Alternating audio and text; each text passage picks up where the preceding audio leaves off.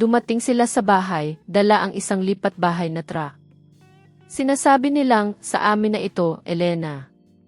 Si Aling Rosita, nagmamayabang. Si Daniel, nakangisi. Ang kanilang mga mata, puno ng kasakiman. Ang 80 milyong pisong mansyon ko, gusto nilang angkinin.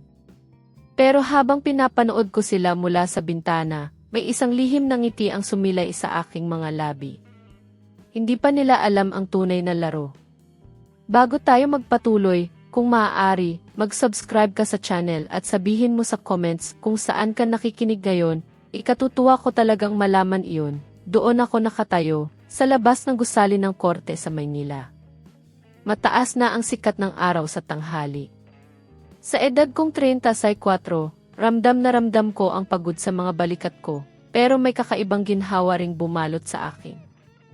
Nasa kamay ko ang mga papeles ng pagpapawalang bisa ng kasal, ang desisyon ng korte. Parang may malaking bukol na inalis sa dibdib ko. Hindi ko inakala na ang araw ng paghihiwalay ang magiging araw na mararamdaman ko ang tunay na kalayaan. Walang tugtugan, walang bulaklak, tanging ang malutong na tunog ng pagtatak ng selyo sa tuyong papel. Pero sa isip ko, iyon ang pinakamagandang himno. Humakbang ako palabas, ipinikit ng bahagya ang mga mata. Ang init ng Maynila noon ay hindi ko na gaanong naramdaman. Akala ko tapos na ang lahat ng pagsubok. Pero sa totoo lang, nagsisimula pa lang pala ang pinakamahabang bahagi ng kwento ko. Hindi pa nga natutuyo ang tinta sa desisyon ng korte, nagmamadali ng magdiwang ang dating asawa ko. Biglang nag-vibrate ng sunod-sunod ang cellphone ko sa bulsa. Boses ni Mang Dante, ang pinuno ng mga security guard sa Emerald Heights, ang bumungad sa mensahe. Ang tinig niya sa text ay tila kinakabahan. Ma'am Elena, delikado na po ang sitwasyon.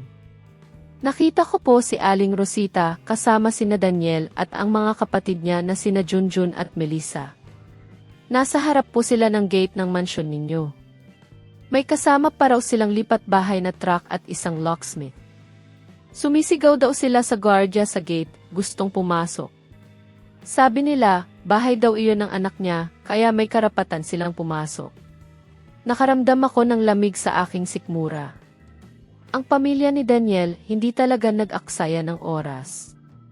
Hindi ko na hinintay pa ang susunod na mensahe. Alam kong kailangan ko ng humarap. Sumakay ako sa isang taxi. Sa biyahe, tiningnan ko lang ang labas ng bintana. Parang isang pelikula na pinapanood ko ang sarili ko. Naaalala ko ang mga boses, ang mga pangako, at ang unti-unting pagkawasa. Ang dati kong asawa, si Daniel, ay suot pa rin ang navy blue na designer suit na regalo ko noon sa kanya. Noong mga panahong iyon, bulag akong naniniwala na kung aalagaan ko lang siya, matututo siyang magpasalamat. Ngunit, sadyang nagkamali ako. Pagdating ko sa Emerald Heights, bumungad sa akin ang kaguluhan. Nasa harap ng malaking itim na gate ng mansyon ko ang pamilya ni Daniel. Si Aling Rosita, ang dati kong biyenan, nakapamiwang, ang mga braso'y puno ng alahas. Ang bibig niya ay walang tigil sa pag-uutos sa mga kargador. Sumisigaw siya, ang matinis niyang boses ay sumisira sa katahimikan ng buong kalye. Dahan-dahan sa gina yan. Isang gasgas lang, ibabawas ko sa bayad ninyo. Alam kong ang sisi na iyon ay matagal nang wala. Sa tabi niya, si Melissa, ang dati kong hipag na halos 30 na, abala sa pag-selfie sa harap ng gate. Nakasuot siya ng matingkad na pulang bestida at makapal na makeup. Ang mukha niya ay nagliliwanag sa tuwa, parang papasok sa sarili niyang palasyo. Alam kong matagal na niyang pinagpapantasyahan ang master bedroom ko. Si Junjun naman, ang dati kong bayaw, ang paboritong anak ni Aling Rosita, ay iritable. Nakasando at may sigarilyong nakasabit sa bibig, sumisi pa siya sa kung saan-saan. Bilisan niyo na! Para makapasok na ako at makapagpahinga. Kitang-kita ko rin si Daniel.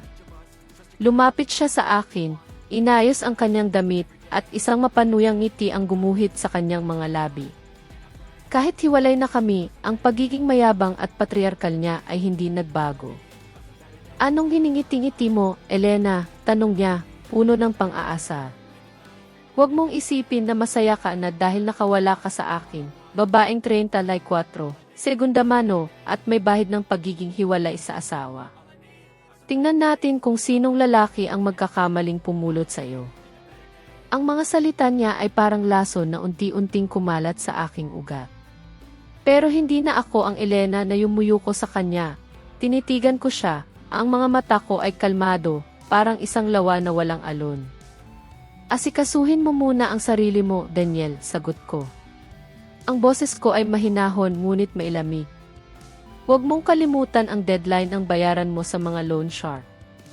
Napatigagal si Daniel ng isang segundo. Bahagyang nagbago ang kulay ng mukha niya, ngunit mabilis ding bumalik ang kanyang kayabangan. Lumapit siya, ibinaba ang boses na parang nagbabanta. Huwag kang magmayabang. Sabi ni Mama, ano man ang desisyon ng korte, ang bahay na iyan ay pinagpaguran at dugot pawis ng anak niya. Huwag mong pangaraping masolo yan. Napahalakhak ako, isang tawang malutong na umalingaw-ngao sa gitna ng init ng tanghali. Dugot pawis mo. Tinitigan ko siya ng diretso sa mata, ang tingin ko ay kasing talim ng baliso. Ang tinutukoy mo ba ay ang 80 milyong piso na ginastos ko sa pagbili ng lupa at pagpapatayo ng bahay? O yung kakarampot mong sahod na isinugal mo lang sa tungits at ipinang babae? Nanlamig ang mukha niya, namumula sa galit. Daniel, malinaw pa sa sikat ng araw ang nakasulat sa papel at nagdesisyon na ang korte. Ang mansyon na iyan ay eksklusibong pag-aari ko na, buo bago pa man tayo ikasal. Ikaw at ang pamilya mo, wala kayong kahit isang butil ng buhangin doon. Akma na sana siyang duduruin ako nang bigla akong tumalikod at nagsimulang maglakad. Iniwan ko siyang nakatanga sa gitna ng bakura ng korte. Pero hindi pa tapos ang lahat, sumakay ulit ako sa taxi. Pero ngayon, pinahinto ko ito sa isang coffee shop sa tapat ng Emerald Heights. Nakaupo ako sa isang sulok, tahimik na humigop ng kapeng barako, walang asukal. Ang pait nito sa dila ko ang lalong nagpatalas sa isipan ko. Mula sa kinaupuan ko, kitang-kita ko ang mansyon. Sa labas, nagniningning pa rin ito, ang mga pader na nababalutan ng Italian marble ay kumikinang sa ilalim ng araw. Ngunit sa loob alam kong isa na itong kalansay na hubad, tinawagan ko si Mang Dante. Mang Dante, kalma lang po kayo, sabi ko. Sabihin ninyo sa mga gwardiya na pahirapan muna sila ng kaunti para masunod ang proseso. Pero hayaan nyo rin silang makapasok sa bakuran. Papunta na ako. Sasalubungin ko ngayon ang mga maharlikang bisita. Ang tinig ni Mang Dante ay may pag-aalala, sigurado po ba kayo, Maam? Mukha po silang galit na galit. Ngumiti ako, isang malamig na ngiti. Sigurado po ako, Mang Dante. Ang pinakamagandang bahagi ng palabas ay paparating pa lang. Sundin niyo na lang po ang sinabi ko. Dahan-dahan kong ibinaba ang telepono. Nakatingin ako sa pamilya Daniel na ngayon ay nagsisimula ng makipagtalo sa mga gwardiya sa gate. Si Aling Rosita, nagmamayabang pa rin, itinutulak ang iikha papunta sa gate. Ang pag-asa at kasakiman ay kitang-kita sa bawat galaw nila. Akala nila ang mansyon ay puno pa rin ng mga mamahaling muebles na gawa sa Nara, mga imported na Italian sofa set, at mga naglalakihang appliances. Gusto nilang angkinin ang bahay. Sige lang, naramdaman ko ang isang kakaibang ginhawa, halos sa isang mapait na kasiyahan. Hindi ko inakala na ang paghihiwalay ang magbibigay sa akin ng ganitong kalaking lakas. Tiningnan ko ang walang laman na mansyon. Isang linggo ng pagod at palihim na pagkilos. Isang linggo na parang isang lumang pelikula, bumalik sa aking alaala. Ang lahat ng ito ay nagsimula 3 taon na ang nakalipas. Naaalala ko pa noon. Isa akong probinsyana. Walang-wala. Pero hindi ko hinayaang maging hadlang iyon sa mga pangarap ko. Nagsumikap ako, nagtrabaho ng halos walang pahinga. Nagtayo ako ng sarili kong negosyo, unti-unting lumago, at sa awa ng Diyos, unti-unti kong naabot ang aking mga pangarap. Bago pa man namin makilala si Daniel, nakabili na ako ng sarili kong lupa sa isang magandang subdibisyon, ang Emerald Heights. Pinag-isipan ko ng husto ang bawat detalye ng bahay na ipinatayo ko. Isang modernong mansyon na may malawak na hardin, nagkakahalaga ng 80 milyong piso. Naayos ko ang lahat ng papeles. Ang paglilipat ng titulo ay natapos ko 1 buwan bago kami ikasa ni Daniel. Tadhana kaya iyon, o sadyang pagiging maingat ko lang? Hanggang ngayon, hindi ko pa rin masabi. Nang makilala ko si Daniel, naramdaman ko ang pag-asa. May pag-ibig sa pagitan namin. Akala ko, siya ang magiging kasama ko habang buhay. Naniwala ako noon na ang tunay na pagmamahalan ay kayang magbago ng tao. Inakala kong sa pag-aaruga ko sa kanya, matututo siyang magpahalaga.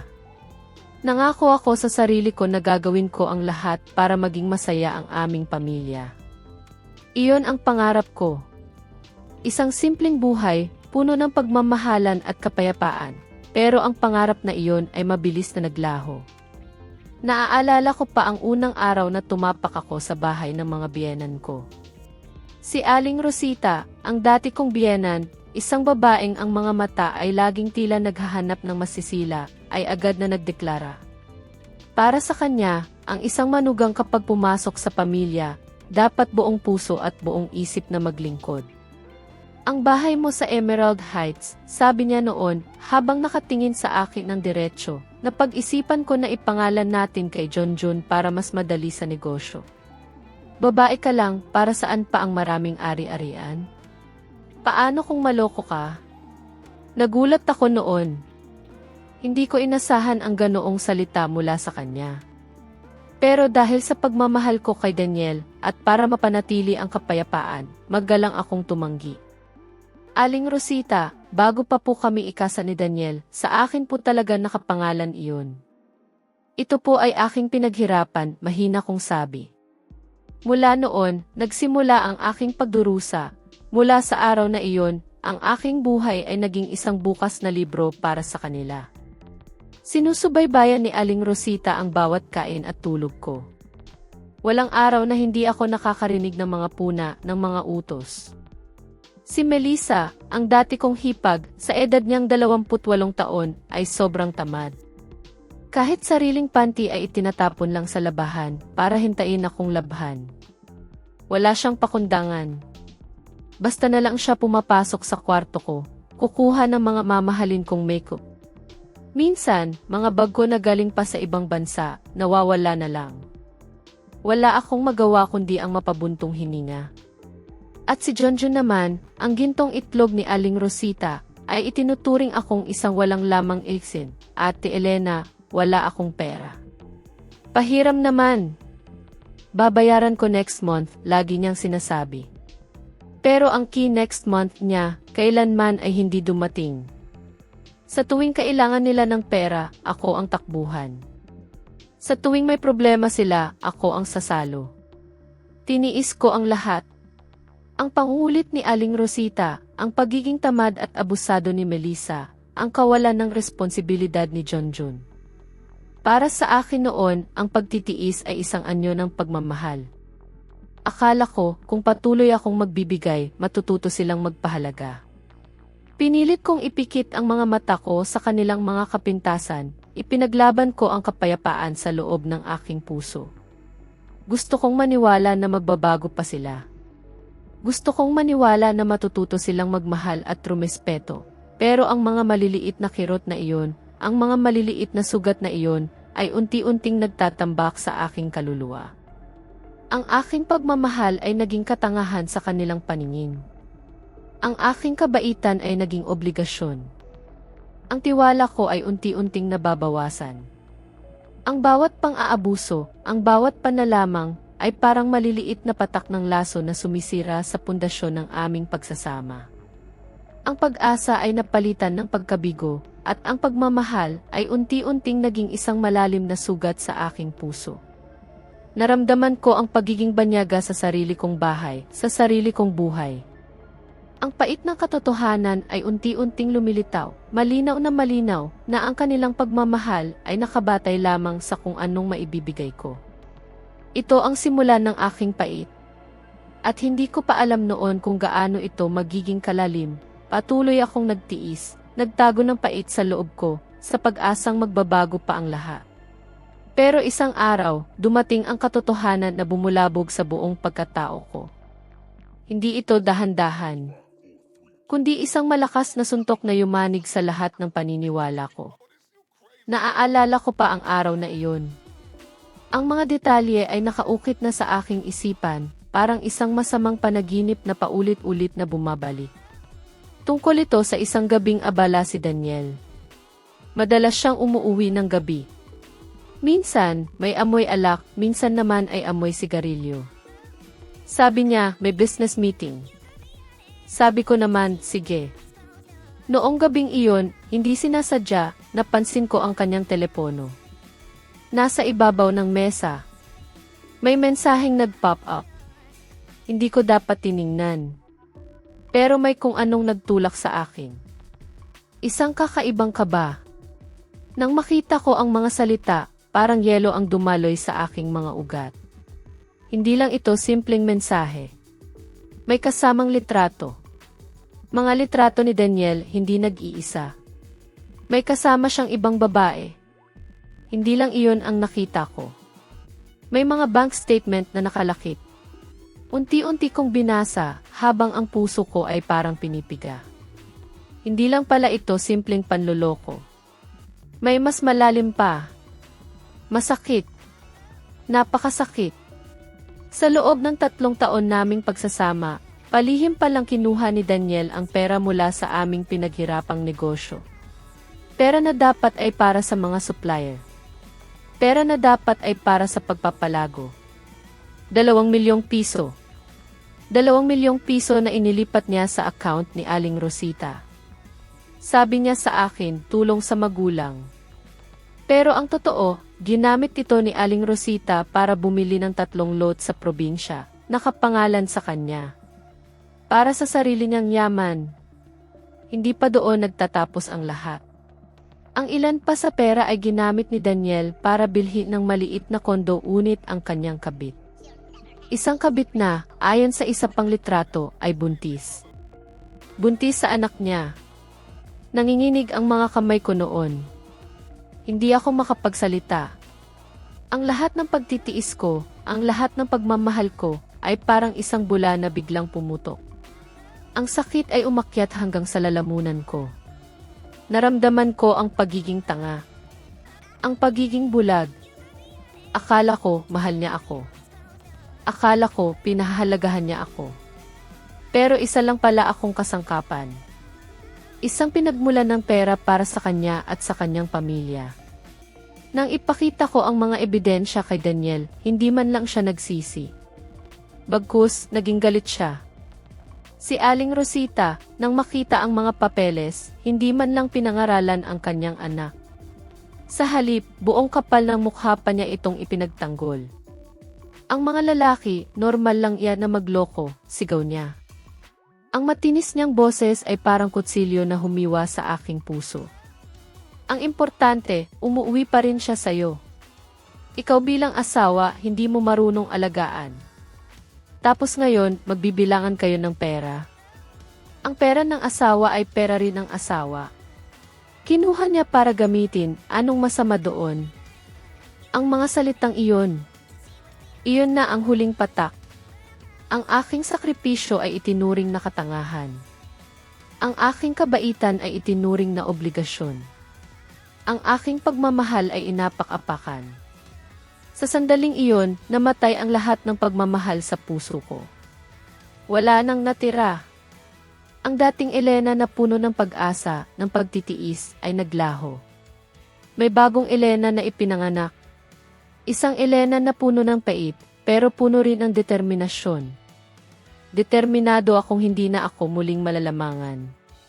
Tahimik akong nagplano ng pagpapawalang bisa ng kasal. Hindi ko na kailangan ng drama. Hindi ko na kailangan ng sigawan. Ang kailangan ko ay aksyon. Nangalap ako ng mas maraming ebidensya ng panloloko. Kumuha ako ng mga bank statement, detalyadong detalyado. At higit sa lahat, prinektahan ko ang aking mga ari-arian. Alam kong matalino ako sa negosyo. Ngayon, gagamitin ko ang talino ko para sa sarili ko. Nagsimula akong mag-isip, magplano ng napakalalim. Hindi ako nagmamadali. Bawat galaw, pinag-iisipan ko. Bawat detalye, tinitimbang ko. Walang nakakaalam sa mga plano ko. Laging kong sinasabi sa sarili ko, ako na lang ang magliligtas sa sarili ko. At gagawin ko iyon. Hindi para makaganti, kundi para makalaya. Para mabawi ang lahat ng nawala sa akin, hindi lang ang pera, kundi ang dignidad ko. Ang kapayapaan ng aking puso. Minsan, sa mga oras na iyon, may nagtanong sa akin. Hindi ko na matandaan kung sino o kung boses lang ba sa isip ko. Tama ba ang desisyon ko? Hindi ko masagot noon. Ang lahat ay tila magulo. Ang lahat ay tila masakit. Siguro ngayon kayo na ang humusga, mga kasama. Matapos ang lahat na narinig ninyo, ano sa tingin ninyo? Mahaba ang isang linggo bago pa man dumating ang desisyon ng korte. Isang linggong puno ng pagod, ng pag-iisip at ng mga lihim na pagkilos. Sa loob ng puso ko, alam kong kilala ko ang pamilya ni Daniel. Alam kong hindi sila magpapatalo ng ganoon kadali. Kapag naging pinal na ang pagpapawalang bisa ng kasal, sigurado akong gagamitin nila ang palusot na conjugal property o ari-arian ng mag-asawa para sakupin ang mansyon. Hindi ko hahayaan iyon. Hindi na ako ang dating Elena na magpapakatay. Naalala ko pa ang mga salitita na sinasabi ko sa sarili ko noon. Kung gusto mong manghuli ng tigre, kailangan mo itong palabasin sa lungga, bulong ko sa hangin habang nakatingin sa labas ng bintana. O kaya iubusin ang laman ng lungga nito para wala na siyang babalikan. Iyon ang naging prinsipyo ko, ang naging giya ko sa mga sumunod na araw. Kailangan kong kumilos ng mabilis, ng tahimik at ng matalino. Naging perpekto ang timing. Nagkaroon ng business trip si Daniel, isang bagay na madalas niyang gawin. Ang pamilya naman niya, abala sa paghahanda para sa isang handaan sa probinsya. Isang pagkakataon iyon na hindi ko pwedeng palagpasin. Agad akong umupa ng pinakapropesyonal na kumpanya ng lipat bahay sa buong Maynila. Nakausap ko sila. Binigay ko ang mga instruksyon. Malinaw, simple, ngunit radikal, ilipat ang lahat. Walang ititira kahit isang tornilyo. Ang operasyon ay isinagawa ng napakatahimik. Mula alas 11 ng gabi hanggang alas 4 ng umaga. 5 oras na parang walang katapusan. Bawat galaw, bawat ingay ay pinakinggan ko. Tila ba may bahagi ng puso ko na nabaklas din sa bawat furniture na inilabas. Ang set ng sala na gawa sa Nara, na may ukit ng mga dragon at phoenix, nagkakahalaga ng halos 4 na milyong piso. Ang ipinagmamalaki ko sa tuwing may bisita. Maingat itong binalot at isinakay sa truck. Hindi ko mapigilang mapabuntong hininga. Dati, ang bawat piraso ng furniture ay may kaakibat na pangarap. Ngayon, tanging alaala na lang ang dala nito. Ang home entertainment system na may 80 ay 5 pulgadang easy at high-end na sound system, naglaho rin. Lahat ng gamit sa kusina na galing pa sa Alemanya, ang side-by-side na refrigerator, ang oven, ang makinang panghugas ng pinggan ay tinanggal. Ipinabaklas ko pa ang otomatikong mga kortina, ang mga chandelier na gawa sa Swarovski crystals, at maging ang mga mamahaling gamit sa banyo na hindi pa permanenteng naikabit. Bawat piraso, bawat detalye, bawat bahagi ng buhay ko na may kaugnayan sa kanila ay kailangan kong tanggalin. Sa isang gabi lang, ang 80 milyong pisong mansyon ko ay literal na naging isang pikalansay na hubad. Walang laman. Malamig. Ang bawat silid ay umalinggaw sa bawat hakbang ko. Parang isang malaking lungga na biglang nawala ng kaluluwa. Naramdaman ko ang pagod, ang kirot at ang bahagyang lungkot. Hindi ito simpleng paglilipat lang ng gamit. Ito ay pagtatanggal ng mga bahagi ng nakaraan na minsan kong pinangarap na maging maganda. Pero ang pinakapaborito kong bahagi ng planong ito ay hindi ang paglilipat ng mga gamit. Ito ay ang tirigalo na iniwan ko para sa kanilang seguridad. Ipinapalit ko ang lahat ng lock sa pinto at gate ng pinakamodernong fingerprint scanner. At syempre, binura ko ang lahat ng dating fingerprint data ni Daniel at ng kanyang pamilya. Walang makakapasok ng walang pahintulot ko. Palihim ko ring ipinaputol ang kontrata sa kuryente, tubig at internet. Wala silang makukuha. At sa gitna ng sala, kung saan dating nakasabit ang isang mamahaling painting, doon ko idinikit ang isang pirasong papel na puti. Isang simpleng papel na I4. Pero ang nakasulat dito, sa malalaki at pulang letra, ang magiging simbolo ng kanilang katapusan. Ari-ari ang pribado. Bawal pumasok. Iyon ang huling mensahe ko sa kanila. Isang paalala na ang lahat ng kanilang inaasahan ay isa ng ilusyon. Alam kong masakit ito. Alam kong magagalit sila. Pero kailangan nilang malaman ang katotohanan. Ang katotohanan na hindi lahat ng gusto mo ay makukuha mo. Lalo na kung hindi sa iyo. Nagawa ko ang lahat. Handa na ako. Mula sa kinaupuan ko sa isang sulok ng coffee shop, tahimik akong humigop ng aking kapeng barako. Walang asukal. Ang pait nito sa dila ko ay tila sumasalamin sa mga nakaraang taon. Sa aking harapan, ang mansyon na matagal kong pinaghirapan ay nakatayo pa rin. Ang mga pader na nababalutan ng Italian marble ay kumikinang sa ilalim ng araw, at ang mga bugambilya sa gilid ay namumukadkad pa rin ng buong sigla. Nagbibigay ito ng ilusyon ng karangyaan. Ngunit alam kong ang bawat sulok nito ay taglay ang pait ng mga alaala. Ang tanging dumi sa perpektong larawang ito ay ang magulong grupo ng mga tao sa harap ng aking gate. Parang pelikula na pinapanood ko ang bawat galaw nila. Naaalala ko ang mensahe ni Mang Dante kanina. Kasama ni Aling Rosita ang kanyang buong batalyon para sa kanilang ipagsalakay. Nandoon si Melissa. Nandoon din si John June. At nandoon din ang lipat bahay na truck at ang locksmith. Nakasuot si Aling Rosita ng isang makintab na seda na duster, kulay itlog na maalat. Sa tingin niya siguro ay elegante, pero para sa akin, nagpamukha sa kanya itong isang naglalakad na suman. Nakapamiwang siya, ang mga braso ay puno ng alahas, at ang bibig ay walang tigil sa pag-uutos sa mga kargador. Dahan-dahan sa gina yan. Isang gasgas lang, ibabawas ko sa bayad ninyo. Ang matinis niyang boses ay sumisira sa katahimikan ng buong kalye. Ang kanyang pagiging mayabang at ang kanyang ganid ay kitang-kita sa bawat galaw niya. Sa tabi niya, si Melissa.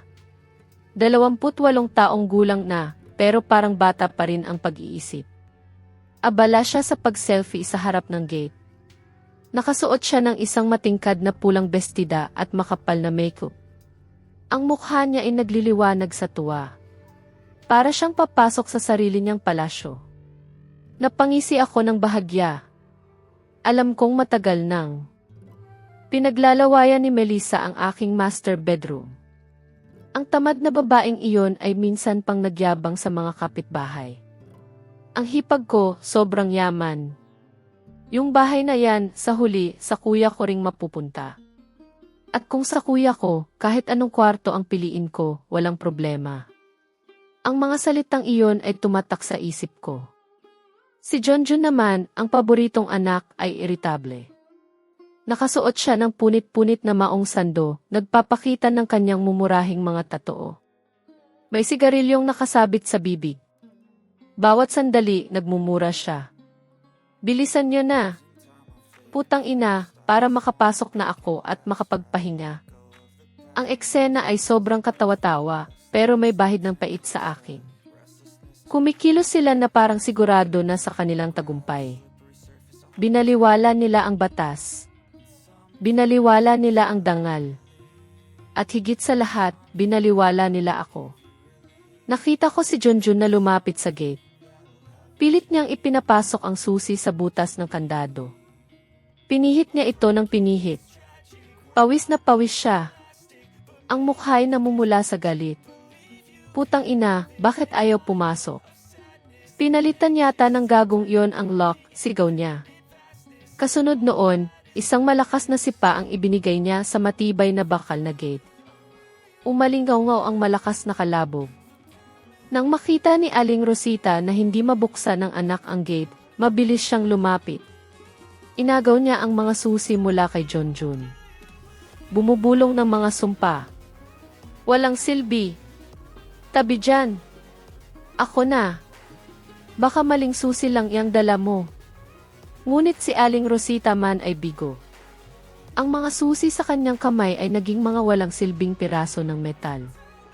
Ang bagong fingerprint lock na ipinakabit ko ay makinis at malamig. Tinanggihan nito ang lahat ng pagtatangkang pumasok ng mga hindi imbitadong bisita. Si Melissa, sa tabi, ay nagsimula ng magreklamo. Ang init ng Maynila ay unti-unting tumutunaw sa makapal niyang makeup. Ma, ang init.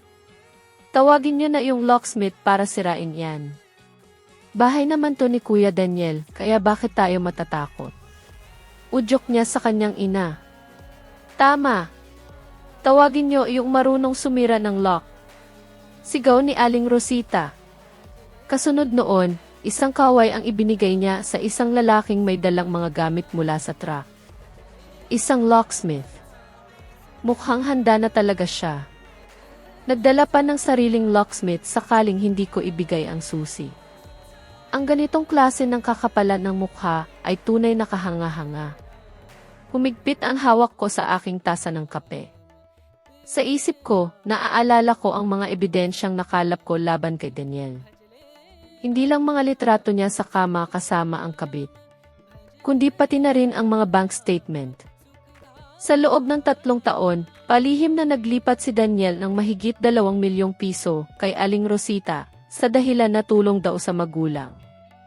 Pero ang totoo, ginamit ito ni Aling Rosita para bumili ng lupa sa probinsya na nakapangalan sa kanya. Ang perang iyon ay galing sa kita ng kumpanya naming mag-asawa. Akala ni Daniel ay matalino siya na nakapag-ipon na siya ng yaman bago pa man kami maghiwalay. Pero nakalimutan niyang isa akong accountant. Ang mga numero ay kailanman hindi nagsisinungaling sa akin. At may isa pang malaking sikreto. May utang si Daniel na 5 milyong piso sa mga loan shark dahil sa pagkatalo sa tong-its. Malapit na siyang malubog. At ang mansyon na ito ang nag-iisang salbabida na tinitingnan niya at ng kanyang sakim na ina. Para maibenta at makabayad sa utang. Ito ang dahilan kung bakit sila nagmamadaling angkinin ang bahay. Sa kabilang kalsada, nagsimula ng ilabas ng locksmith ang kanyang bareta at martilyo. Ang tunog ng bakal na nagkikiskisan ay umalingaw-ngaw. Napangiti ako. Oras na para ako ay magpakita. Hindi ko hahayaang sirain nila ang aking gate. Ngunit higit sa lahat, gusto kong makita ang mga mukha nila. Kapag humarap na sila sa tunay na may-ari ng bahay. Tiningnan ko ang aking relo. 15 minuto na ang nakalipas. Ang palabas sa harap ng gate ay nagsimula ng umabot sa kasukdulan. Ito na. Nang makita ko ang locksmith na akmang ibababa na ang bareta sa aking gate, isang malalim na hininga ang pinakawalan ko. Tumayo ako mula sa aking kinaupuan. Inayos ko ang aking puting business suit, ipinunasan ang bahagyang pawis sa aking noo. Isinuot ko ang aking salamin. Ang pakiramdam ng paghakbang palabas ng coffee shop, pagtawid sa kalsada, ay parang isang reyna na papasok sa pugad ng kanyang mga kaaway. Walang kaba. Tanging pagkaalam lang sa aking susunod na galaw. Tigil! Ang salitang iyon ay hindi malakas, ngunit matatag. Puno ng kapangyarihan. Sapat na para mapatalon sa gulat ang locksmith at muntik na niyang mabitawan ang kanyang mga gamit. Sabay-sabay na napalingon ang pamilya ni Daniel. Sa sandaling nagtama ang aming mga mata, tila huminto ang hangin. Nakita ko ang pagkabigla sa mga mukha nila na mabilis na napalitan ng galit. Lumapit ako sa locksmith. Ikaw ba yung locksmith? Tanong ko. Ang boses ko ay mahinahon, ngunit mailamig. Sino ang umupa sa'yo para sirain ang pinto ng bahay ko? Pautal-utal na sumagot ang lalaki, sabay turo kay Aling Rosita. Siya po. Sabi niya, may-ari daw po siya. Nawala lang daw po ang susi kaya pinapabuksan niya. Napangisi ako ng bahagya. Ang tingin ko ay puno ng pang-aasar na bumaling kay Aling Rosita. Ang tagal mo na sa trabahong ito, hindi mo ba alam ang patakaran? Sabi ko. Bago ka sumira ng pinto ng isang pribadong bahay, kailangan mong makita ang katibayan ng pagmamay-ari o may pulis na nakasaksi. Subukan mong ipasok yung barena mo sa pinto ko at sisiguraduhin kong kakasuhan kita ng destruction of property kasama ng mga taong ito. Nang marinig ang salitang pikakasuhan, namutla ang locksmith. Mabilis niyang iniligpit ang kanyang mga gamit at umatras. Naku. Problema po ng pamilya yan. Ayusin niyo na lang po. Hindi na po ako kasali dyan. Aalis na po ako. Nang makitang sumuko na ang locksmith, nagwala si Aling Rosita, parang isang bulit na binudburan ng asin. Mabilis siyang lumapit at hinablot ang braso ng lalaki. Pagkatapos, humarap siya sa akin at nagsimulang mag-iskandalo. Tuloong! Mga kapitbahay! Ang walang hiyang manugang ko. Ninanakaw ang bahay namin. Pinalalayas niya ang biyenan niya. Ang bahay na to, dugot pawis ng anak ko to. Ngayon, ginagamitan niya kami ng maruruming paraan para makuha ang lahat. Magnanakaw ka. Manloloko. Habang sumisigaw at nagpapadyak, ginamit niya ang kanyang paboritong drama, ang magnanakaw na sumisigaw ng magnanakaw. Si Melissa naman sa tabi ay sumisigaw din tama. Isa kang masamang babae. Ibalik mo ang bahay ni Kuya. Nagsimula nang magtipon ang mga usyoso. Ang mga kapitbahay sa mga kalapit na mansyon ay nagsilabasan para manood, bumubulong-bulong sa isa't isa. Ang magulong eksena sa harap ng isang marangyang bahay ay isang katawa-tawang panoorin. Ngunit nanatili akong nakatayo. Tahimik. Parang isang estatwa. Hindi ako sumasagot.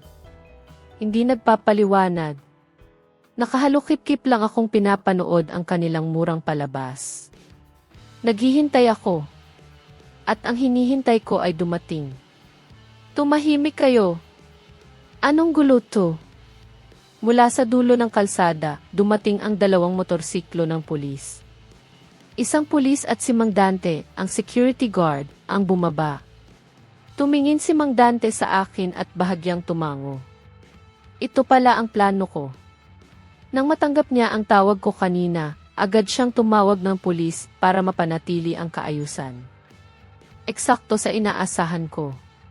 Nang makita ang uniforme ng pulis, bahagyang natigilan si Aling Rosita. Ngunit ang kanyang pagiging eskandalosa ay mabilis na nag-isip ng bagong taktika. Tumakbo siya papalapit sa pulis, umiiyak ng mas malakas. Sir, tulungan niyo po ako. Itong dati kong manugang, niloko niya ang anak ko. Ninakaw niya ang 80 milyong pisong mansyon na to. Ayaw niya kaming papasukin. Ikulong niyo na po siya, sir.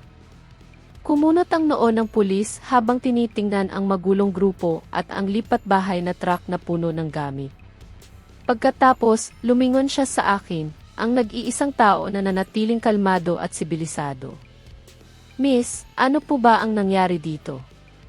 Ito po ba ay away sa ari-arian pagkatapos ng pagpapawalang bisa? Umiti ako. Ang boses ko ay mahinahon at malinaw, sapat na malakas para marinig ng lahat. Opo, sir. Pero hindi po ito away. Naglabas na po ng pinal na desisyon ang korte kaninang umaga. At tungkol naman po sa bahay na to, dahan-dahan kong binuksan ang aking mamahaling bag at inilabas ang isang folder na may lamang dokumento na maingat na nakalamina. Ito ang aking pinakamalakas na sandata. Ang sertipiko ng titulo ng lupa. Iniabot ko ito sa pulis ng may buong kumpiyansa. Ito po ang titulo ng bahay. Pakitingnan na lang po ang pangalan ng may-ari. Elena Reyes. Ako po iyon. At higit sa lahat, sir, pakitingnan po ang petsa kung kailan ito na ipagkaloob. Ang petsa po ay Agosto 15, 2020. Samantalang ang aming marriage certificate ni Daniel ay may petsang Setyembre 20, 2020. Ibig sabihin, ang ari-arian na ito ay nabili at ganap ko ng pag-aari bago pa man kami ikasal. Ito po ay aking eksklusibong ari-arian at walang kinalaman si Daniel o ang pamilya niya rito. Ang buong paligid ay biglang tumahimik. Binuklat ng pulis ang bawat pahina ng dokumento. Sinuri ang mga selyo at petsa. Si Aling Rosita, sa tabi, ay nagbago ang kulay mula sa pula hanggang sa kulay ube. Pinagpapawisan ng todo. Alam niya sa sarili niya na binili ko ang bahay bago kami ikasal. Ngunit lagi niyang ipinipilit ang lumang kasabihan na ang yaman ng asawa ay yaman din ng asawa para linlangin ang kanyang sarili. Ngayon, sa harap ng batas, ang kanyang baluktot na paniniwala ay walang halaga. Legal po ang mga dokumento, sabi ng pulis, isinara ang folder at ibinalik sa akin. Pagkatapos, humarap siya kay Aling Rosita ng may seryosong boses. Malinaw po sa papeles na ang bahay na ito ay pag-aari ni Miss Reyes. Bago pa man sila ikasal. Wala po kayong karapatan na angkinin o sirain ito. Ang ginagawa ninyong panggugulo at pagtatangkang sirain ang pinto ay labag sa batas. Ang mga salita ng pulis ay parang kidlat na tumama kay Aling Rosita. Umatras siya ng ilang hakbang at muntik nang matumba kay Junjun. Hindi maaari. Peke yan. Siguradong pineke niya yan. Ang daming perang ibinigay ng anak ko dyan. Pautal-utal niyang sabi, sinusubukang iligtas ang sarili sa kabila ng kawalan ng pag-asa. Pera, putol ko. Ang tingin ko ay kasing talim ng kutsilyo. Ang tinutukoy niyo po ba ay ang perang ibinigay sa akin ni Daniel? O ang perang palihim niyang ipinadala sa inyo para ipambili ng lupa sa probinsya? Tiningnan ko siya ng diretsyo. Kumpleto po ako sa bank statement dito. Gusto niyo po bang isumite ko sa pulis para maimbestigahan kayo sa salang pagtatago ng ari-arian? Nang marinig ang tungkol sa lupa sa probinsya, natameme si Aling Rosita. Ang mukha niya ay parang naubusan ng dugo. Iyon ang kanyang kahinaan. Sige na nga, bumuntong hininga ako. Ang boses ko ay lumambot, ngunit puno ng pahiwatig. Dahil naging pamilya rin naman tayo, alam kong nagdala pa kayo ng truck dahil gusto niyong tumira dito. Imposible na iyon. Pero kung sasabihin ninyong may mga personal na gamit si Daniel sa loob, papayagan ko kayong pumasok para kunin ang mga iyon. Ayoko nang mag-iwan ng anumang basura mula sa nakaraan. Lumingon ako sa pulis. Sir, pwede po bang samahan niyo sila sa loob bilang testigo para hindi nila ako mapagbintangan na may kinuha akong gamit nila? Nang marinig ni Aling Rosita na papayagan silang pumasok, nanlaki ang kanyang mga mata. Sa kanyang sakim at makitid na pag-iisip, umaasa pa rin siyang may makukuha. Baka hindi pa naililipat lahat ng gamit. Baka nandoon pa ang naara na sala set. Baka nakasabit pa sa pader ang 85 pulgadang siyi. Basta makapasok lang siya, hihiga siya doon at mag-iiskandalo para makita kung ano ang gagawin ko. CJ, buksan mo na. Kukunin ko ang mga gamit ng anak ko. Sigaw ni Aling Rosita, sinusubukang bawiin ang kanyang dignidad. Umiti ako, isang ngiti na kung napansin lang niya, sigurado akong kikilabutan siya. Lumapit ako sa malaking bakal na gate. Idinikit ko ang aking daliri sa fingerprint scanner. Isang T-click ang tunog ng pagbukas ng electronic lock. Dahan-dahang bumukas ang mabigat na gate, parang isang halimaw na nagbubukas ng bibig, naghihintay sa kanyang biktima. Tumayo ako sa gilid at ikinumpas ang aking kamay, parang nag-iimbita. Tuloy po kayo. Sana'y magustuhan ninyo ang bahay. Nang mabuksan ng tuluyan ang mabigat na bakal na gate, si Aling Rosita ang unang sumiksik papasok. Ang mga hakbang niya ay nagmamadali, para bang takot na may magbago ng isip at isara itong muli. Kasunod niya sina Melissa at Junjun, at ang tatlong mag-iina ay sabik na pumasok sa bakuran. Para silang mga mananakop na kalalapag lang sa isang bagong teritoryo, na ang tanging nasa isip ay ang premyong naghihintay sa kanila. Mula sa labas, ang mansyon ay nagnininging pa rin sa karangyaan at kapangyarihan. Ang mga pader na nababalutan ng Italian marble ay kumikinang sa ilalim ng araw, at ang mga bugambilya sa gilid ng bahay ay namumukadkad pa rin ng buong sigla. Ang labas na magarbo ang lalong nagpatibay sa bulag nilang paniniwala na sa loob, ang paraiso ay buo pa rin at hindi nagagalaw. Sigurado akong na-imagine na ni Aling Rosita ang sarili niya na nakahiga sa malamig na nara na sofa na may ukit ng dragon. Bubuksan ng 85 pulgadang PC para manood ng teleserye. At mamayang gabi, matutulog sa isang kwartong may aircon na bumubuga ng mabangong amoy ng essential oils. Ako, dahan-dahang sumunod sa likuran, kasama ang 2 pulis at si Mang Dante. Hindi ako nagmamadali. Gusto kong ibigay sa kanila ang buong sandali para namnamin ang espasyong ito. Gusto kong makita nila. Gusto kong maramdaman nila. Ang lahat. Si Aling Rosita ang unang humawak sa hawakan ng pangunahing pinto na gawa sa purong tanso. Hindi ito nakalock. Bukas, sigaw niya, ang boses ay puno ng kagalakan. Sa kanya itinulak ng malakas ang mabigat na pinto. Isang tikriki ang tunog ng bisagra, umalinggaw-ngaw. Nagbubukas sa isang malawak na espasyo sa loob. Ngunit sa sandaling iyon, ang ngiti sa labi ni Aling Rosita ay nanigas. Nanlaki ang kanyang mga mata. Ang bibig ay bumuka, ngunit walang salitang lumabas. Sina Melissa at Junjun, na nagtutulakan sa kanyang likuran, ay biglang natigilan. Halos mabangga ang kanilang ina at muntik na silang tatlong magkabubuhol. Sa kanilang harapan, ay hindi ang marangyang sala na madalas nilang ipinagmamalaki sa kanilang mga kamag-anak sa probinsya. Ang bumungad sa kanila ay isang nakakayanig na kawalan. Hubad. Hubad na hubad. Ang buong unang palapag ay malawak at walang laman. Ang set ng sala na gawa sa nara, ang kaluluwa ng aming tahanan ay naglaho na. Nag-iwan lamang ng bahagyang bakas sa makintab na sahig. Ang malaking TV stand, ang high-end na sound system, ang mga antigong banga, lahat ay naglahon na parang bula. At ang tikalupitan ko ay makikita kahit sa pinakamaliit na detalye. Sa kisame, ang marangyang Swarovski chandelier ay tinanggal na, nag-iwan ng mga nakalaylay na kable na parang mga tuyong bulete.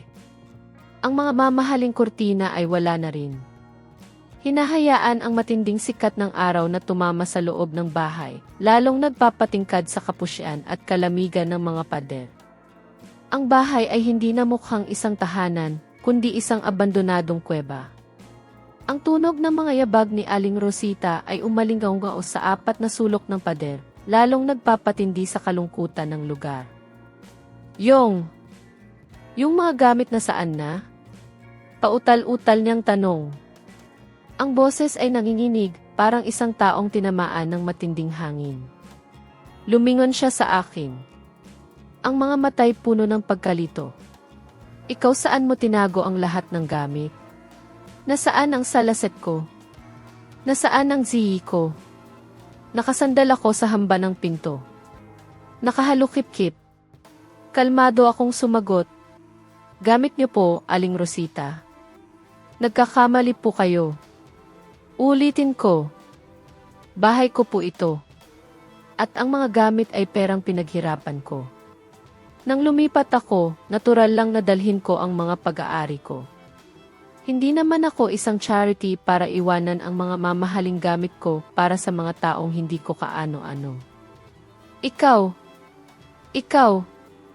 hindi makapagsalita si Aling Rosita. Ang mukha niya ay namumula sa galit. Ang dugo umakyat sa kanyang ulo, halos ikahilo niya. Si Melissa, sa puntong iyon, ay natauhan na. Sumigaw siya ng pagkatili-tili at mabilis na tumakbo paakyat sa hagdanan. Ang kwarto ko. Ang mga gamit ko, sigaw niya. Nabubuhay pa rin sa ilusyon ng kanyang pinapangarap na princess room na may tanawin ng pool. Ngunit ilang segundo lang ang lumipas, isang malakas na iyak ang narinig mula sa itaas. Bumaba si Melissa. Ang mukha niya ay basang-basa ng luha, habang nagpapadyak na parang isang batang inagawa ng candy. Ma, walang laman. Tinanggal niya lahat. Yung kama na king size, yung vanity table, pati aircon, tinanggal niya. Ang init. Paano tayo titira dito? Samantala, si Junjun ay sumugod sa kusina. Umaasang may makikitang natira. Hinila niya ng malakas ang pinto ng mga kabinet. Walang laman. Hinanap niya ang malaking side-by-side na refrigerator para kumuha ng malamig na tubig. Ngunit ang lugar na iyon ay isa na lang alikabok na espasyo. Sa sobrang inis, sinipa niya ng malakas ang pinto ng kabinet at nagmura. Putang ina! Pati bumbilya sa banyo tinanggal. Ang tindi ng babaeng to. Ang mag-iinang pamilya ay nakatayo na parang mga estatwa sa gitna ng malawak na sala. Napapaligiran sila ng 4 na puting pader at na nakabibinging katahimikan ng katotohanan. Ang kanilang pangarap na marangyang buhay. Ang pag-upo-upo lang habang kumakain ng masarap sa loob ng 80 milyong pisong mansyon. Naglaho na parang bula sa isang iglap. At doon, napako ang kanilang mga tingin sa nag-iisang bagay na iniwan ko. Sa mismong gitna ng pader ng sala, kung saan dating nakasabit ang isang mamahaling painting. Ngayon, ay may nakadikit na isang puting papel na I4. Nakasulat dito sa malalaki at pulang letra na sumasakit sa mata, ari-ari ang pribado. Bawal pumasok. Ang maikling pangungusap na iyon ay parang isang malakas na sampal sa mukha ng mga sakim. Hindi lang ito isang pag-aangkin ng pagmamay-ari, kundi isang matinding babala sa hangganan na hindi nila dapat tawirin kailanman. Nang mabasa ni Aling Rosita ang mga salita, nanginig ang buo niyang katawan. Ang pagkabigla ay sobrang tindi para sa kanya. Akala niya ihawak niya ang alas. Ngunit ang hawak pala niya ay ang talim ng isang kutsilyo. Tumingin siya sa paligid ng walang lamang bahay, sa malamig na titig ko, at sa 2 pulis na nakamasid na may halong awa. Ay Diyos ko! Niloko niya ako. Papatayin niya ako. Umalingaw-ngaw ang isang nakahahabag na sigaw ni Aling Rosita. Dahan-dahan siyang bumagsak sa malamig na sahig. Ipinikit niya ang kanyang mga mata. Ang mga kamay at paa ay nangingisay at ang bibig ay bumubula pa. Nang makita ni Melissa na bumagsak ang kanyang ina, sumugod din siya at niyakap ito. Umiiyak ng malakas. Ma, huwag mo kaming iwan. Ate Elena, bakit ang sama-sama mo? Pinatay mo si Mama. Tiningnan ko ang magulong eksena sa aking harapan. Walang bahid ng awa. Masyado kong kilala ang ugali ng dati kong biyenan. Lumingon ako at bumulong sa pulis. Mahinahon ang boses ko, ngunit sapat na malakas para marinig ng mga nagdadrama. Sir, kita niyo naman po, wala silang gamit dito. Kahit basahan, wala. Pero kung totoong inatake siya sa puso, tatawag po ako ng ambulansya. Ako na po ang sasagot sa bayad, para ma-check na rin yung galing niya sa pag-arte. Nang marinig ang salitang ki-ambulansya at check-up, si Aling Rosita, na nakahandusay at nangingisay, biglang tumigil. Bahagya niyang iminulat ang isang mata para sumilip. Napangisi ako. Isang pakiramdam ng tagumpay ang dumaloy sa aking buong katawan. Ngunit alam kong ito pa lang ang simula ng kanilang sunod-sunod na kamalasan. Dahil sa labas, ang mga tunay na bisitang hindi inaasahan ay nagsimula ng mainit. Minsan, kapag nasasaktan tayo, pakiramdam natin nag-iisa tayo. Naglalakad tayo sa isang mahaba at madilim na daan nang walang kasama. Pero kung hanggang ngayon ay nakikinig pa rin kayo sa akin, at kung nararamdaman ninyong may bahagi ng kwento ko ang tumatak sa inyong puso, pakiusap, mag-iwan ng numero 1, ang numero 1, sa comment sa ibaba. Ang inyong presensya po ang pinakamalaking lakas ko para ipagpatuloy ang kwentong ito. Si Aling Rosita, nakahandusay pa rin sa malamig na sahig. Nakapikit ang mga mata at umuungol na parang nasasaktan. Naghihintay siya ng awa mula sa akin o kahit man lang sa mga pulis. Ngunit ang kanyang murang drama ay hindi pa man tapos nang bigla itong sirain ng mga hindi inaasahang bisita mula sa labas ng gate. Hoy, matanda! Ililipat niyo ba iyang mga gamit niyo o hindi? Kanina pa kami naghihintay dito. Ang init-init. Balak niyo bang ibilad ang truck namin buong araw? Ang malakas at bastos na sigaw ng trooper ng lipat bahay na truck ay umalinggaw sa loob. Sapat na malakas para yumanig ang mga salamin ng bintana. Isa siyang lalaking matipuno. Sunog ang balat sa araw at ang pawis ay tumutulo sa kanyang likod. Kasama niya ang dalawa pang kargador na may mga itsurang siga. Nakapamiwang sila at halatang nainip na.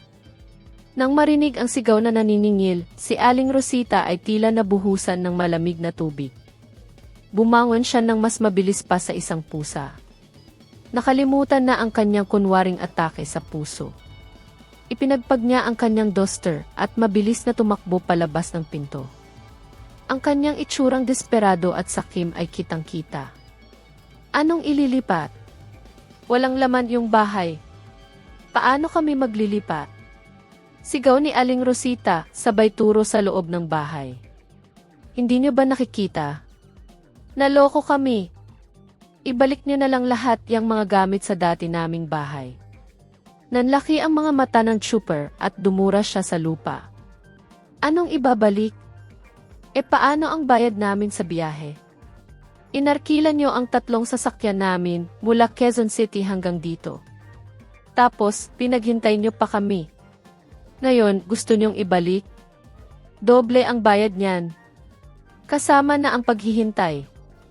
Bale 15,000 piso lahat. Ibigay niyo na para makaalis na kami. Ano? 15,000 piso. Napasigaw si Aling Rosita. Ngunit ang sigaw niya ay parang naipit sa kanyang lalamunan. Ninakawan niyo na kami.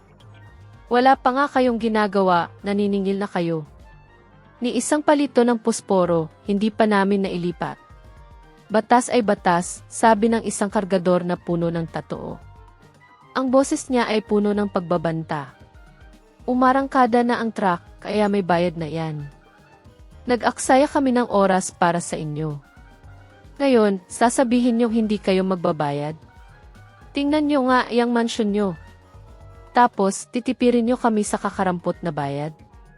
Ang sitwasyon sa labas ng gate ay naging isang magulong sirko. Ang sigawan at pagtatalo ay umalinggaw sa buong Marangyang subdibisyon. Ang mga kapitbahay, na karamihan ay mga edukado at mayayaman, ay nagsilabasan sa kani-kanilang mga balkonahe para manood. Umiiling sila sa kahihiyan na idinudulot ng pamilyang ito. May ilan pa ngang naglabas ng cellphone para kunan ng video ang eksena. Tumingin si Aling Rosita sa paligid. Nakita niya ang mga mapanuring mata ng mga tao. Mula sa hiya, ang kanyang mukha ay napuno ng galit. Ang kanyang ipinagmamalaking imahe bilang isang disenteng ina ay nawasak na. Ngunit mas masakit pa sa hiya ang sakit ng pagkawala ng pera. Para kay Aling Rosita, ang pera ay parang bituka. Ang paggastos ng 5,000 piso para sa isang walang kwentang biyahe ay parang pagputol sa isang bahagi ng kanyang katawan. Ma, bayaran niyo na lang sila. Nakakahiya po. Pinagtitinginan na tayo, bulong ni Melissa, habang hinihila ang duster ng kanyang ina. Siya man ay hiyang-hiya na sa pambabastos ng mga kargador. Saan ako kukuha ng pambayad? Wala akong dalang ganyang kalaking pera. Pasigaw na bulong ni Aling Rosita. Lumingon siya kay Junjun para humingi ng tulong. Ngunit ang kanyang paboritong anak ay umiwas ng tingin at nagkunwaring may kausap sa telepono. Walang-wala rin iyon. Laging nangungutang. Naging kritikal ang sitwasyon. Nagsimulang maging agresibo ang mga kargador. Nagbanta silang ibabagsak na lang sa gitna ng kalsada ang lahat ng kani-kanilang mumurahing gamit kung hindi sila magbabayad. Sa puntong iyon, lumabas ako. Kalmado pa rin ang aking itsura. Hawak ko ang aking cellphone, nakasindi ang video mode. Nakatutok sa namimilipit na mukha ni Aling Rosita. Aling Rosita, sabi ko. Ang boses ko ay malinaw at puno ng otoridad na pumutol sa ingay. Payo ko lang po, bayaran nyo na sila. May mga kamera po dito sa subdivision. At nandito rin ang mga pulis bilang testigo. Hindi po obra dito ang pagiging siga at takbuhan ng utang. Tiningnan ko si Daniel. At saka, narinig ko pong kailangan ni Daniel ng pera ngayon, hindi ba? Baka naman po makarating sa kanya ang eskandalong ito. Ang mga salita ko ay parang isang malamig na batong ipinukpok sa ulo ni Aling Rosita. Natigilan siya. Ang mga mata niya ay puno ng takot. Mabilis niyang dinukot mula sa kanyang lumang pitaka ang isang tumpok ng gusot-gusot na pera. Nanginginig na binilang ang bawat piraso. Habang nagbibilang, ang kanyang mga kamay ay nanginginig at ang mga luha ay tumutulo dahil sa panghihinayang. Sa wakas, naipon niya ang sapat na halaga at halos ipukol ito sa trooper. Kinuha ng mga kargador ang pera at sumakay sa kanilang mga truck. Umalis sila, nag-iwan ng maitim na usok, amoy ng gasolina, at isang pamilyang hindi alam kung saan pupulutin. Naiwan si Aling Rosita na mukhang basang sisiw. Lumingon siya sa akin. Ang mga mata niya ay nag-aapoy sa galit. Ikaw, masaya ka na ba? Dahil sa'yo, nagkaganito ang pamilya ko. Ibinaba ko ang aking cellphone at ngumiti ng mapait. Lumapit ako kay Aling Rosita, sapat na malapit para marinig niya, ngunit sapat na malayo para manatiling ligtas. Ako po ba ang may kasalanan? O ang kasakiman ninyo? Huminto ako sandali. Saka ko binitawan ang aking huling pasabog. At saka, may ipapaalala lang po ako sa inyo. Alam niyo po ba kung bakit desperadong si Daniel na makuha ang bahay na ito ngayon? Hindi po yon dahil gusto niyang patirahin kayo dito. Tumingin si Aling Rosita sa akin nang may pagtataka. Anong ibig mong sabihin? Tinitigan ko si Aling Rosita ng diretso sa mata. Ang boses ko ay kasing lamig ng yelo. May utang po si Daniel na 5 milyong piso sa mga loan shark. Tumatakbo na po siya ngayon dahil hinahabol na siya. Ang plano niya, kunin ang bahay na to, ibenta ng palugi para makabayad sa utang. At pagkatapos magtatago na. Umiling ako ng bahagya. Sayang lang. Hawak ko ang titulo. At nakalock ang bahay ko. At sa tingin ko, malapit nang dumating ang mga maniningil sa kanya.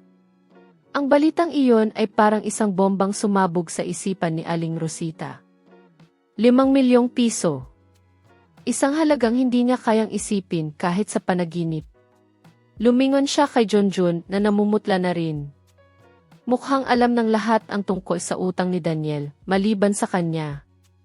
O baka naman, alam niya, pero nagbubulag-bulagan pa rin para sa kapakanan ng kanyang anak. Hindi. Nagsisinungaling ka. Marangal ang anak ko. Mahina niyang protesta. Ngunit ang nanginginig niyang boses ay nagpapakita ng kanyang matinding takot. Nasa sa inyo po kung maniniwala kayo o hindi, sabi ko. Nagkibit balikat ako at tumalikod para pumasok sa aking bakuran. Sininyasan ko si Mang Dante na isara na ang gate. Pero kung ako sa inyo, umuwi na kayo sa probinsya. Dahil kung mananatili pa kayo dito, baka mamaya, ang mga tao na may tatoon na ang dumating para maningil ng dugo. At kahit ang mga pulis, hindi na sila mapipigilan. Dahan-dahang nagsara ang bakal na gate sa harap ni Aling Rosita. Ang malakas na kalabog nito ay lumikha ng isang harang sa pagitan ng marangya at ligtas na mundo sa loob, at ng magulo at delikadong mundo sa labas. Sumapit ang dilim sa marangyang subdivision. Ang mga ilaw sa kalsada ay isa-isang nagsindi, lumilikha ng mga nakakatakot na anino sa tahimik na daan.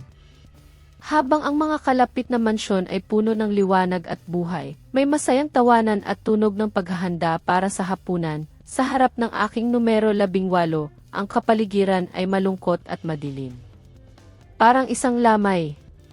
Nakaupo si Aling Rosita sa bangketa, nakasandal sa isang puno. Ang mukha niya ay pagod at blanko. Matapos ang isang araw ng matinding kabiguan, wala na ang mga kargador at ang lipat bahay na truck. Tanging silang tatlo na lang ang naiwan. Baon sa kahihiyan.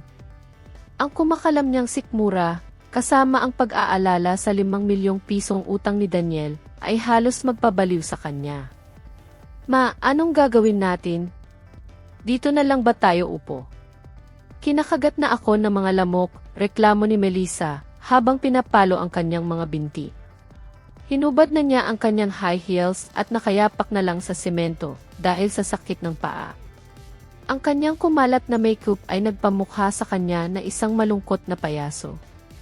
Si Junjun naman, nakaupo sa pader, ang mga mata ay nakatutok sa loob ng bakuran ko.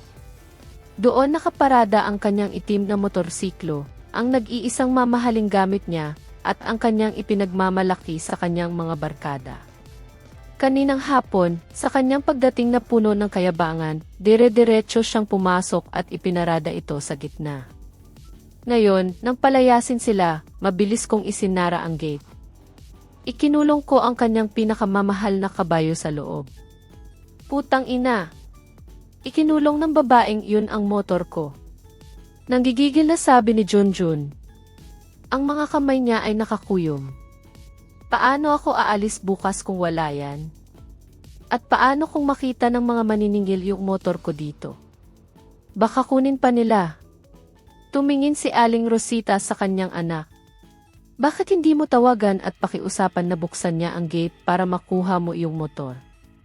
Magkapatid pa rin naman kayo. Anong pakiusapan? Hindi niyo ba nakita ang ugali niya kanina? Tingin niya sa atin, mas mababa pa sa aso. Kapag tinawagan ko yon, tatawanan lang ako. Sabi ni Junjun. Nangingibabaw ang kanyang kayabangan, ngunit ang mga mata niya ay may bahid ng panlilinlang. Ginawa niya tayong kahiya-hiya. Hindi ko to palalampasin. Kailangan niyang matuto ng leksyon. Nang marinig ito ni Melissa, biglang nagliwanag ang kanyang mga mata. Ang inggit niya bilang babae ay lumabas. Tama ka, kuya. Galit din ako sa kayabangan niya. Akala mo kung sinong reyna, wala namang laman yung bahay niya. Bumulong siya. Kuya, ano kaya kung akyat tayo mamayang gabi? Kunin mo iyong motor. Tapos sirain natin yung mga gamit niya para magalit siya. Dahil wala namang laman yung bahay, basagin natin yung mga salamin. Sirain yung mga halaman. Sulatan yung mga pader para gumasto siya. Ang baliw at hangal na ideyang iyon ay agad na sinang-ayunan ni Junjun. Nga, no. May dala akong bolt cutter sa motor ko. Mataas yung pader pero may akyatan. Mamayang hating gabi, kapag tulog na ang lahat, kikilos tayo. Narinig ni Aling Rosita ang plano ng kanyang mga anak. Ang puso niya ay nag-aalab.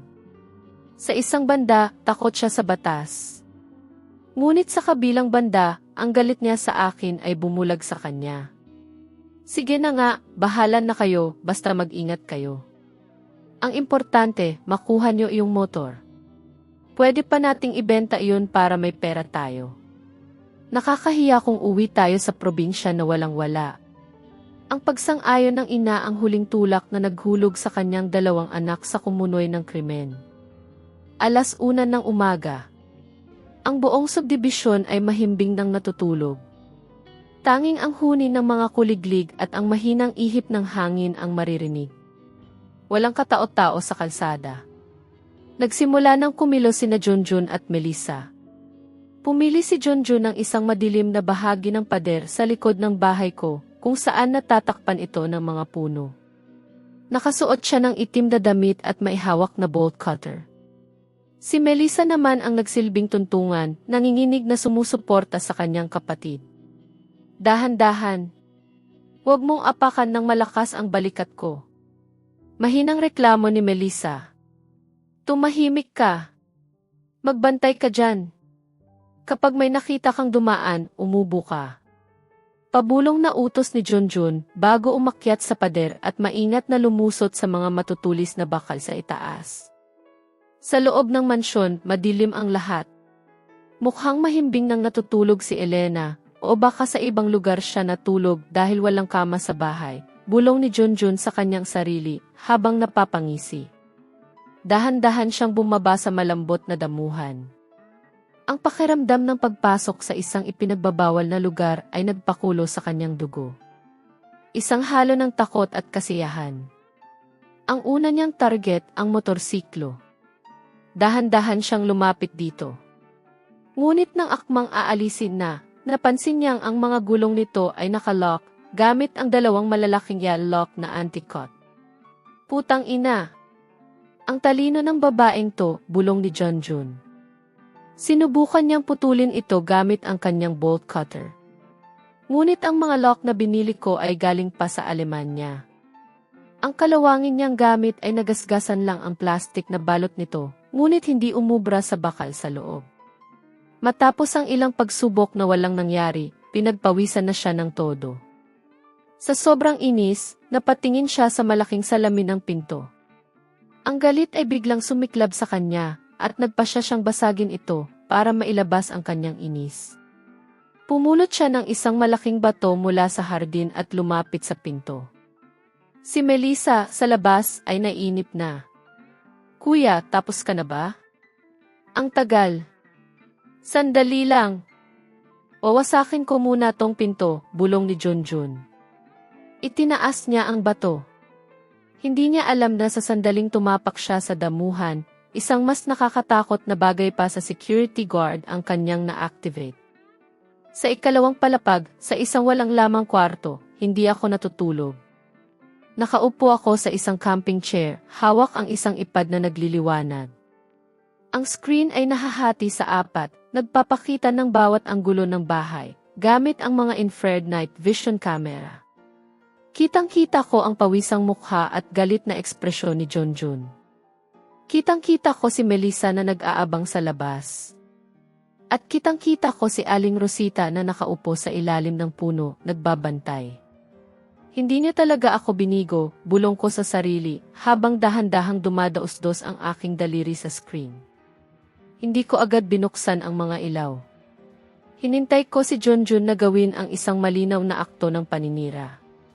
Nang itaas ni Junjun ang bato at ibagsak ito ng malakas sa salamin, isang malakas na iblagi ang umalingaungaw. Kahit hindi ito nabasag ng tuluyan, nag-iwan ito ng isang malaking bitak, parang sapot ng gagamba. Iyon ang tamang sandali. Pinindot ko ang emergency alarm button sa aking smart home app. Beep, beep, beep. Tatlong malakas na tunog ng sirena ang pumunit sa katahimikan ng gabi. Sapat na malakas para gisingin ang buong subdibisyon. Kasabay nito, ang mga malalakas na ilaw sa apat na sulok ng hardin ay biglang nagsindi, ginawang isang maliwanag na entablado ang madilim na bakuran. Nabulag si Junjun sa biglang liwanag. Sa sobrang gulat, nabitawan niya ang bato sa kanyang paa. Napasigaw siya sa sakit. Ang malakas na sirena ay nagpawala sa kanya sa sarili. Ang puso niya ay kumakabog na parang gustong lumabas sa kanyang dibdib.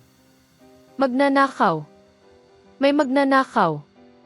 Ang otomatikong boses mula sa security system ay umalinggaw sa labas. Napasigaw si Melissa sa takot at mabilis na tumakbo papalapit kay Aling Rosita. Si Aling Rosita naman ay nanlambot ang mga tuhod, hindi makagalaw. Nagmamadaling humanap ng daan palabas si Junjun, ngunit ang nakakasilaw na liwanag ay nagpahirap sa kanya na mahanap ang puno na kanyang inakyat kanina. Tumatakbo siya paikot-ikot sa bakuran, parang isang dagang na trap. At mula sa malayo, ang tunog ng sirena ng pulis ay nagsimulang marinig, papalapit ng papalapit. Tinawagan ko na pala ang pulis sa sandaling nakita ko ang anino ni Junjun sa kamera. Ang lahat ay perpektong isinadula para sa isang huli sa aktong eksena na hindi na maipagkakaila. Ang sirena ng pulis ay lalong pumunit sa katahimikan ng gabi, umalinggaw sa buong subdibisyon. Hudyat ng isang hindi magandang katapusan para sa mga mapagsamantala. Ang mga kumikislap na ilaw ng patrol car ay nagpinta ng pula at asul sa mga puting pader ng mansyon. Humalo sa nakakasilaw na liwanag ng mga security light, lumilikha ng isang magulo at dramatikong eksena. Sa loob ng bakuran, si Junjun ay parang isang mailap na hayop na nasukol. Ang matinding liwanag ay halos bumulag sa kanya. Hindi niya malaman kung saan tatakbo. Ang boses mula sa speaker na sumisigaw ng magnanakaw. May magnanakaw ay paulit-ulit na tumutunog, parang isang death clock. Sa sobrang taranta, tumakbo siya pabalik sa pader para subukang umakyat. Ngunit bago pa man niya mahawakan ang bakal, isang malakas na sigaw ang nagpatigil sa kanya. Police 2! Taas ang kamay. 2 pulis ang mabilis na pumasok mula sa gate sa isang iglap. Si Junjun ay dinapa sa damuhan, ang mukha ay nakasubsob sa lupa, at ang mga braso ay pinilipit sa kanyang likuran. Click! Ang malamig na tunog ng posas na kumandado sa kanyang mga pulso ay nagpanginig sa kanya. Napadaing si Junjun sa sakit, nagmumura pa rin sa kabila ng kawalan ng pag-asa. Sa labas ng gate, ang sitwasyon ay kasing gulo rin. Sina Aling Rosita at Melissa ay akmang tatakas na nang harangin sila ng mga barangay tanod at security guard. Si Aling Rosita, namumutla at nanginginig, ay napaupo sa lupa at nagsimulang umiyak ng malakas. Diyos ko po! Walang kasalanan ang anak ko. Kukunin lang niya yung motor niya. Bahay naman niya to. Patawarin niyo na siya. Si Melissa naman ay nakatayo sa isang sulok, nanginginig na parang basang sisiw, hindi makapagsalita habang tinititigan ng mga pulis. Noon lang ako bumaba mula sa itaas. Nakasuot na ako ng isang disenteng damit. Kalmado ang aking itsura. Sa tabi ko ay ang aking abogado, si Attorney Reyes. Isang bihasang legal expert na kinuha ko para sa aking pagpapawalang bisa. Handa na pala ito para sa anumang mangyari. Tiningnan ko si Junjun na nakadapa sa lupa. Pagkatapos, si Aling Rosita na nag-iiyak sa labas. Walang bahid ng awa sa aking mga mata. Ang buhay, sadyang puno ng mga liko at tuwid na daan. Minsan, akala mo tapos na ang laban, pero iyon pala, may panibagong hamon na naghihintay. Sa dulo ng kwento kong ito, ang katahimikan na nahanap ko ay hindi perpekto. Hindi ito ang lubos na kagalakan na inaasahan ng marami sa isang tagumpay. Ito ay katahimikan ng isang kaluluwang napagod, nagtitiis, at sa wakas ay nakakita ng paglaya. May faith pa rin. May bakas pa rin ang nakaraan. Pero may bagong pag-asa na umusbong. Sana, sa kwento kong ito, may bahagi kayong naramdaman. Hindi man ito isang kwentong puno ng saya, umaasa akong may naiwan itong katanungan sa inyong puso. Kung may nais kayong ibahagi, isang saloobin, o isang aral na inyong nakuha mula sa aking karanasan, pakiusap, ilagay nyo lang po sa komento. Mahalaga po sa akin ang bawat isa sa inyo. Kung nais ninyo pang makarinig ng mga ganitong kwento, mga kwentong hangos sa buhay, at patuloy tayong magkasama sa pag-unawa ng buhay, inaanyayahan ko po kayong manatili. Marami pa pong kwento ang naghihintay. Marami pa tayong pagdadaanan. Makikita ninyo ang iba pang mga kwento sa Tahimik na Ganti. Ang video na ito ay isang kakang-isip na kwento na hango sa mga karanasan sa buhay. Hindi ito ginawa upang husgahan ang sinuman, kundi upang maging tahimik na paanyaya sa pagninilay tungkol sa buhay at sa pakikitungo natin sa kapwa. Ang mga tauhan, pangalan, at lugar ay walang kaugnayan sa tunay na buhay at binago upang hindi makapinsala sa kaninuman. Naway makatulong ang kwentong ito upang kahit saglit ay maalala mo ang sarili mong buhay at ang mga mahalaga sa iyo.